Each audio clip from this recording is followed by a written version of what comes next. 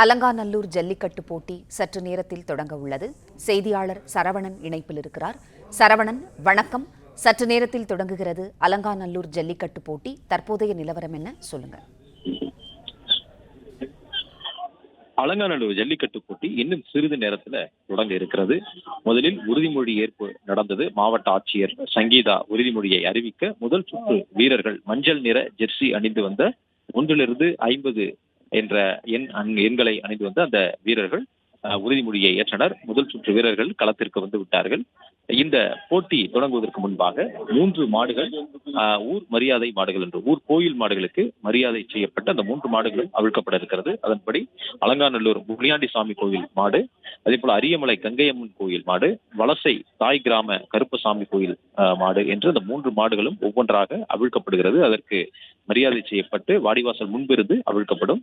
அதற்கு பிறகு நிகழ்ச்சி தொடங்கும். துணை முதலமைச்சர் உதயநிதி ஸ்டாலின் இன்னும் சிறிது நேரத்தில் வர இருக்கிறார். அவர் வந்தவுடன் பச்சை கொடி அசைத்து இந்த போட்டியை தொடங்கி வைக்க இருக்கிறார். அதற்கு பிறகு களமாடக்கூடிய காளைகளை வாடிவாசல் வழியாக ஒவ்வொன்றாக காளைகளுடைய பெயர்களும் உரிமையாளர் பெயர்களும் எந்த ஊரில் இருந்து கொண்டு வரப்படுகிறது என்ற விவரங்களுடன் அறிவித்து அந்த காளைகளை களத்தில் இறக்குவார்கள். முதல் சுற்று வீரர்கள் அந்த காளைகளை அடக்குவதற்கு முயற்சி செய்வார்கள்.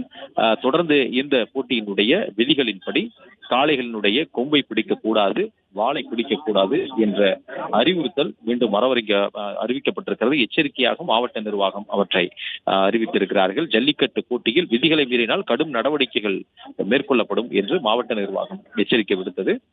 அந்த அலங்காநல்லூர் போட்டியின் பொழுது ஜல்லிக்கட்டு காளையின் மீது பவுடர், மஞ்சள், விபூதி தெளித்தாலோ அல்லது மாலையை கழுத்தில் சுற்றபடி கொம்பில் பூவை சுற்றியபடி காளையை அவிழ்த்து விட்டாலோ அந்த காளைக்கு பரிசு கிடையாது என்றும் நடவடிக்கை எடுக்கப்படும் என்றும் அறிவித்திருக்கிறார். அதே போல மாடுபிடி வீரர்களும் கூட விதிகளை பின்பற்றி மாட்டினுடைய கொம்பை பிடிப்பதோ அல்லது வாளை பிடிப்பதோ இதையெல்லாம் காளையை துன்புறுத்துவது போன்று அமைந்துவிடும். எனவே அது போன்று செய்யக்கூடாது. இது விதிகளுக்கு உட்பட்டு அவர்கள் காளைகளை பிடிக்க வேண்டும் என்று அவர்களுக்கு அறிவுறுத்தல் வழங்கப்பட்டிருக்கிறது. அவ்வாறு செய்தால் தகுதி நீக்கம் செய்யப்படுவார்கள் என்று மாவட்ட நிர்வாகம் அறிவித்திருக்கிறது.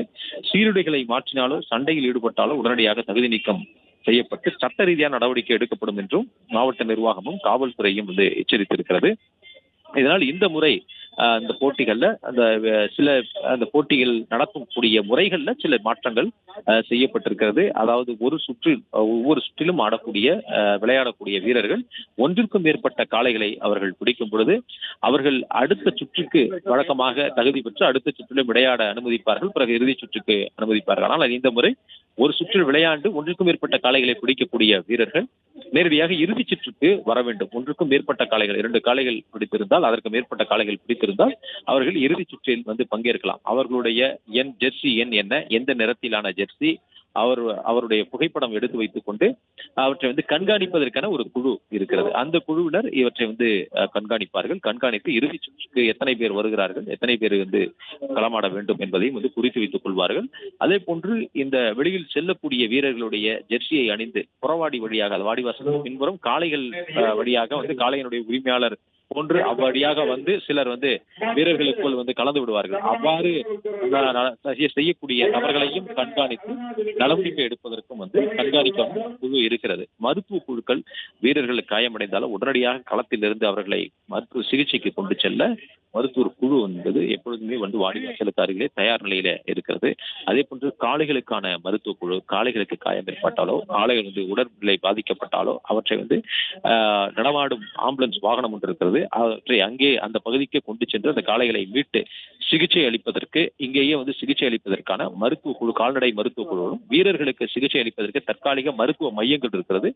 கூடுதல் சிகிச்சைக்காக அந்த படுக்கை வசதிகள் எல்லாம் செய்யப்பட்டு அங்கே அனுமதித்து அறுவை சிகிச்சை நிபுணர்கள் உட்பட இந்த மருத்துவ குழுவினர் அதில் இடம்பெற்றிருக்கிறார்கள்.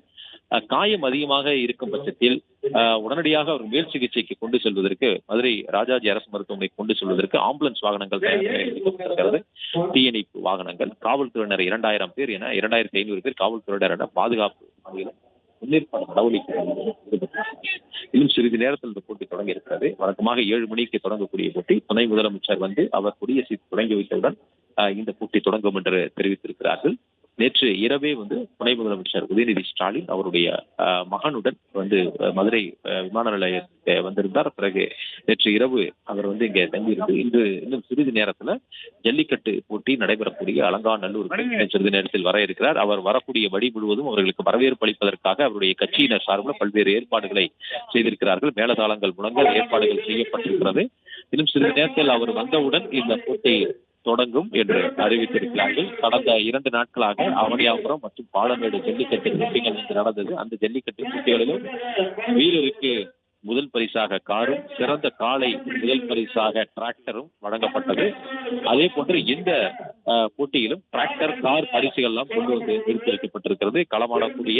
களமாடி வெற்றி பெறக்கூடிய ஒவ்வொரு காளைக்கும் தங்க காசுகளும் வீரருக்கு தங்க காசுகளும்.